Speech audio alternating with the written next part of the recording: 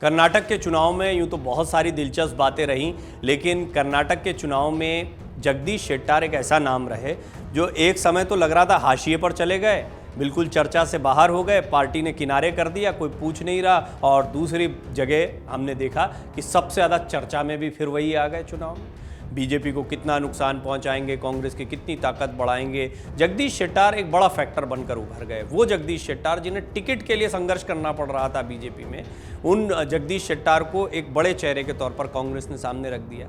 देखिए, ये बड़ा चेहरा कहना इसलिए भी ज़रूरी है क्योंकि सोनिया गांधी उन्हीं के क्षेत्र में रैली करने के लिए गई। ओवैसी तक ने इस पर आपत्ति जताई थी, उनको पूर्व आरएसएस का, और तो ये भी बताया गया कि पार्टी ने भी उनको हाथों हाथ लिया, पार्टी ने उनको काफ़ी सम्मान दिया। ये बात खुद उन्होंने स्वीकार की। राहुल गांधी के साथ पर मंच साझा करते दिखाई दे रहे हैं। शिवराज कुमार जैसे जो बहुत बड़ा चेहरा रहे, वो जगदीश शेट्टार के साथ दिखाई दिए। तो इन्हें कांग्रेस ने बड़ा दांव खेला।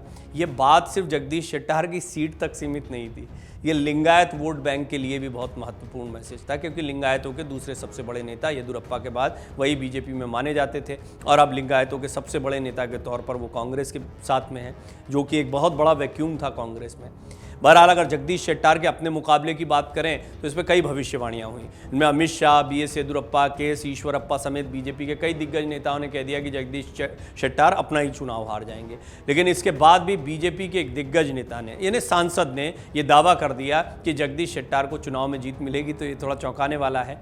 हम आपको बताते हैं कौन है वो सांसद, और जगदीश शेट्टार से उनका एक संपर्क और संबंध भी, ये भी समझने जैसी बात है। तो शेट्टार के पक्ष में उनका बयान आना बहुत चौंकाने वाला नहीं है, लेकिन क्योंकि नाते रिश्तेदारी अपनी जगह होती है और राजनीति अपनी जगह होती है, लिहाजा हमेशा ये देखा जाता है कि नेता जो हैं वो बहुत संभल कर, ख़ासतौर पर चुनावी मैदान के दौरान जो है बहुत आराम से बातें बोलते हैं।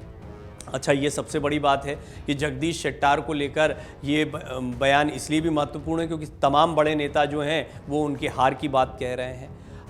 अब तो एग्जिट पोल के नतीजे आए हैं और वोटिंग हो चुकी है, तो इसके बाद में जो है कोई बहुत ज़्यादा बयानबाजी आपको देखने को नहीं मिलेगी, लेकिन ये वोटिंग के समय की बातचीत है। दरअसल बीजेपी की सांसद है मंगला सुरेश अंगड़ी। सुरेश अंगड़ी का नाम आपने काफ़ी सुना होगा, दिवंगत हैं, अब नहीं रहे, लेकिन वो भी मंत्री रहे।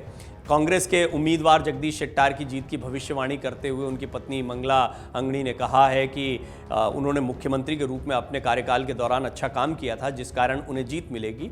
इसके साथ ही बीजेपी सांसद ने दावा किया कि राज्य में बीजेपी की ही सरकार बनेगी। ऐसे में आइए हम आपको बताते हैं बीजेपी सांसद मंगला सुरेश अंगड़ी ने शेट्टार की जीत की भविष्यवाणी करते हुए क्या कुछ कहा।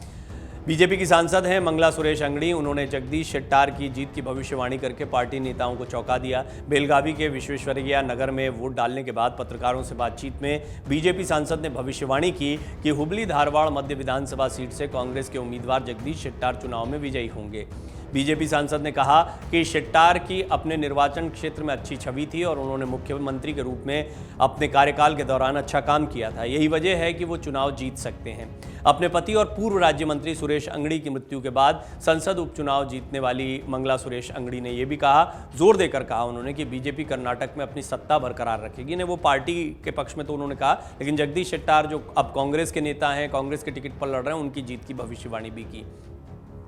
उन्होंने दावा करते हुए कहा कि कर्नाटक में बीजेपी की लहर है और पार्टी सत्ता बरकरार रखेगी।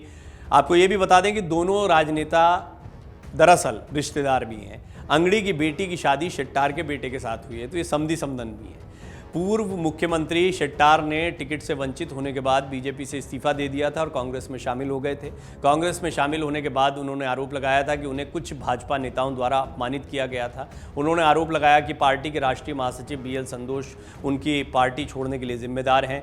उन्होंने दावा करते हुए ये भी कहा था कि भाजपा में लिंगायत नेतृत्व को खत्म करने की कोशिश की जा रही है। जगदीश शेट्टार चुनाव के दौरान बीजेपी छोड़कर कांग्रेस में शामिल हो गए थे और इस पर बीजेपी में मास्टर रणनीतिकार के रूप में पहचान रखने वाले केंद्रीय गृह मंत्री अमित शाह ने कहा था कि जगदीश शेट्टार चुनाव हार रहे हैं। शेट्टार के कांग्रेस में जाने पर अमित शाह ने कहा था कि शेट्टार अपना चुनाव हार रहे हैं, वो बेशक चले जाएं, लेकिन हमारे मतदाता और कार्यकर्ता हमारे साथ हैं।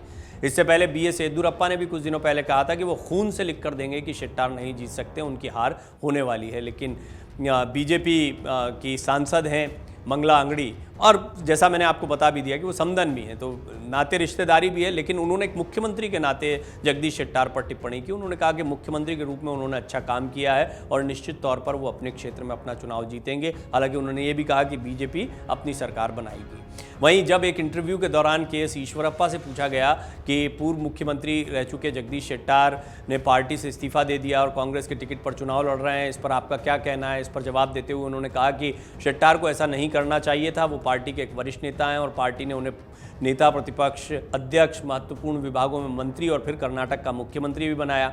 उन्हें पार्टी के केंद्रीय नेतृत्व के फैसले को स्वीकार करना चाहिए था। इस फैसले से उनका ही नुकसान है, न कि पार्टी का, क्योंकि ईश्वरप्पा के साथ भी यही हुआ था। उनको भी टिकट नहीं मिला, उनके बेटे को भी टिकट नहीं मिला। इसके साथ ही ईश्वरप्पा ने दावा करते हुए कहा कि भाजपा कर्नाटक में अच्छे जनादेश के साथ चुनाव जीत रही है।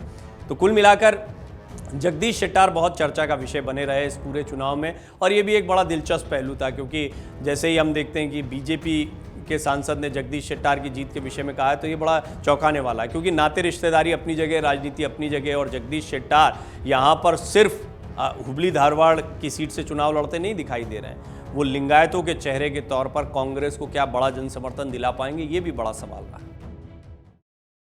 मन से उजाला कर चले, मन से उजाला कर चले, एक